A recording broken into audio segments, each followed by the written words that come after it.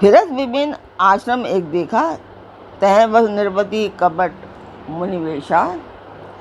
जासु देश लीन चढ़ाई, समर सेन तजी गयऊ पराई। ऋसुर मारी रंक जिमी राजा, विपिन बसई तापस के साजा। तासु समीप गवन नृप कीना, यह प्रताप रवि ते ही तब चिन्ह। यह श्रम सकल सुखी नृप भयाऊ, निज आश्रम तापस ले गयाऊ। आसन दीने अस्त्र विजानी, पुनि तापस बोले मृदुवानी। नमस्कार व्यूअर्स, आप सब लोग कैसे हैं? आशा करती हूँ आप सब लोग अच्छे होंगे, स्वस्थ होंगे और मेरा रामचरितमानस का पाठ अवश्य देख रहे होंगे। तो सबसे पहले हम जान लेते हैं कि कल तक हमने कहाँ तक पढ़ा था। कल तक था कि नील पर्वत के शिखर के समान विशाल शरीर वाले उस सुअर को देखकर राजा घोड़े को चाबुक लगाकर तेजी से चला और उसने सुअर को ललकारा कि अब तेरा बचाव नहीं हो सकता। अधिक शब्द करते हुए घोड़े को अपनी तरफ आता देखकर सुअर पवन वेग से भाग चला। राजा ने तुरंत ही बाण को धनुष पर चढ़ाया और सुअर बाण को देखते ही धरती में दुबक गया। राजा तक का तीर चलाता है, परंतु सुअर छल के करके शरीर को बचाता जाता है। वह पशु कभी प्रकट होता, कभी छिपता हुआ भागा जाता था और राजा भी क्रोध के वश उसके पीछे चला जाता था। कल तक यहाँ तक था।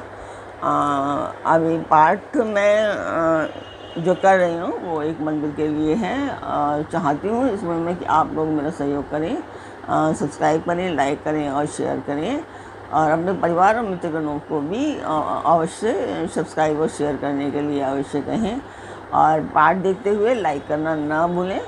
तो जिस मंदिर का मैं वर्णन कर रही हूँ उस मंदिर की मैं वीडियो आपको डालती हूँ, आप लोग देखिए और कमेंट बॉक्स में मुझे बताएं कि आप लोगों को मेरा पाठ कैसा लगता है।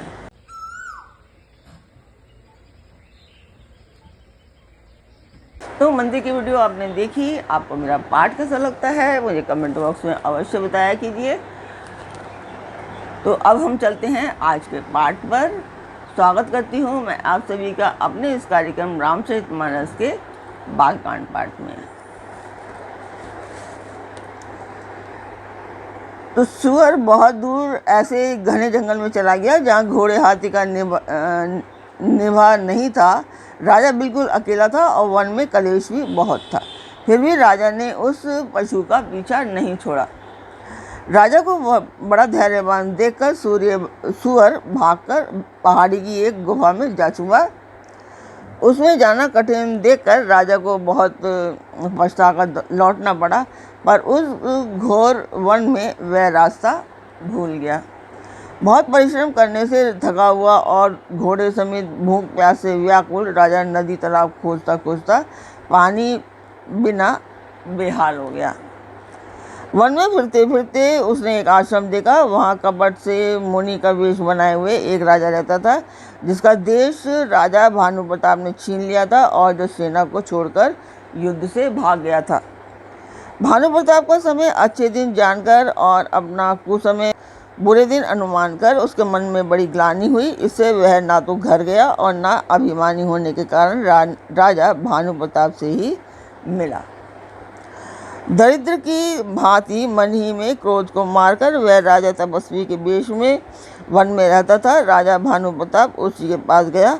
उसने तुरंत पहचान लिया कि यह भानु प्रताप है।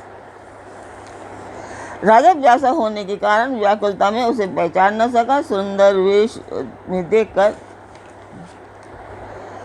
राजा ने उसे महामुनि समझा और घोड़े से उतरकर उसे प्रणाम किया, परंतु बड़ा चतुर होने के कारण राजा ने उसे अपना नाम नहीं बताया। राजा को प्यासा देखकर उसने सरोवर दिखला दिया। हर्षित होकर राजा ने घोड़े सहित उसमें स्नान और जलपान किया। सारी थकावट मिट गई, राजा सुखी हो गया। तब तपस्वी उसे अपने आश्रम में ले गया और सूर्यास्त का समय जानकर उसने राजा को बैठने के लिए आसन दिया। फिर वह तपस्वी कोमल वाणी से बोला, तुम कौन हो? सुंदर युवक होकर जीवन की परवाह न करके वन में अकेले क्यों फिर रहे हो? तुम्हारे चक्रवर्ती राजा के से लक्षण देखकर मुझे बड़ी दया आती है। राजा ने कहा, हे मुनीश्वर सुनिए, भानु प्रताप नाम का एक राजा है, मैं उसी का मंत्री हूँ।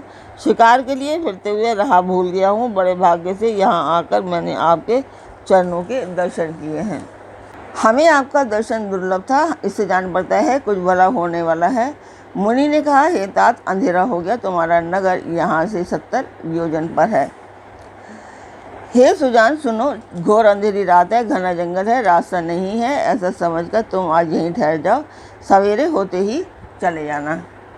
तुलसीदास जी कहते हैं, जैसी भव्यता होनहार होती है वैसी ही सहायता मिल जाती है, या तो वह आप ही उसके पास आती है या उसको वहाँ ले जाती है। हे नाथ, बहुत अच्छा। ऐसा कहकर उसकी आज्ञा सिर चढ़ाकर घोड़े को वृक्ष से बांधकर राजा बैठ गया। राजा ने उसकी बहुत प्रकार से प्रशंसा की और उसके चरणों की वंदना करके अपने भाग्य की सराहना की।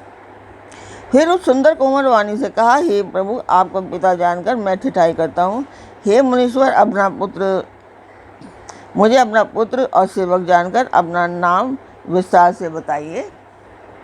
राजा ने उसको नहीं पहचाना, पर वह राजा को पहचान गया था। राजा तो शुद्ध हृदय था, वह कपट करने में चतुर था। एक तो बैरी, फिर जाति का क्षत्रिय, फिर राजा। वह छल बल से अपना काम बनाना जानता था। वह शत्रु अपने राज्य सुख को समझ करके स्मरण करके दुखी था। उसकी छाती कुमार के आवे की आग की तरह भीतर ही भीतर सुलग रही थी। राजा के सरल वचन कान से सुनकर अपने बैर को सब याद कर वह हृदय में हर्षित हुआ। वह कपट में डुबोकर बड़ी युक्ति के साथ कोमलवाणी बोला, अब हमारा नाम भिखारी है, क्योंकि हम निर्धन और अनिकेत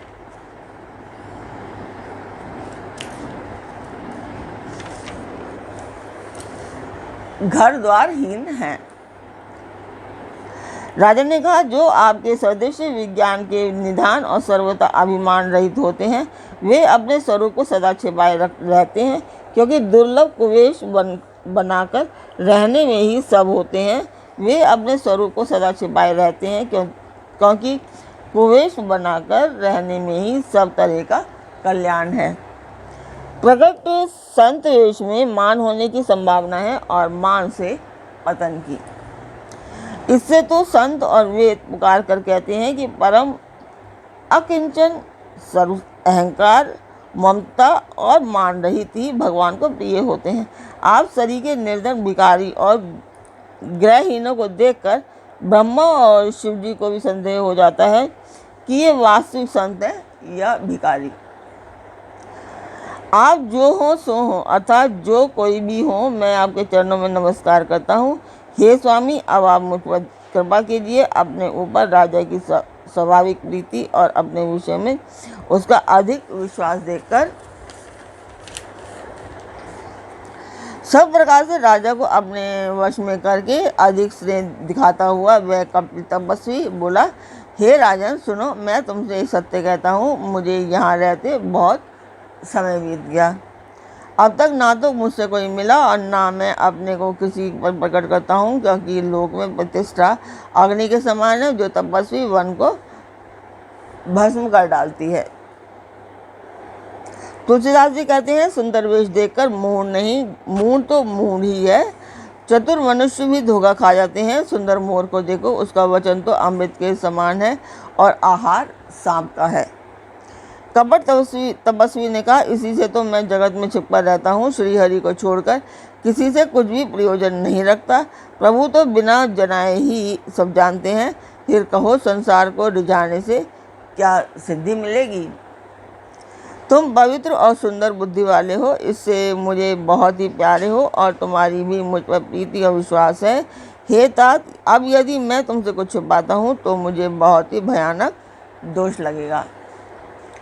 जो वह तपस्वी उदासीनता की बात कहता था, त्यों राजा को विश्वास उत्पन्न होता जाता था।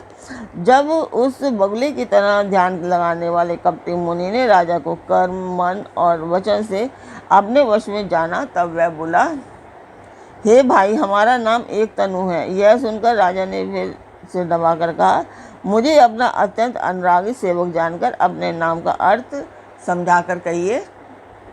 कपटी मुनि ने कहा, जब सबसे पहले सृष्टि उत्पन्न हुई थी तब मेरी उत्पत्ति हुई थी, तब से मैंने फिर दूसरी देह धारण नहीं की, इसी से मेरा नाम एक तनु है।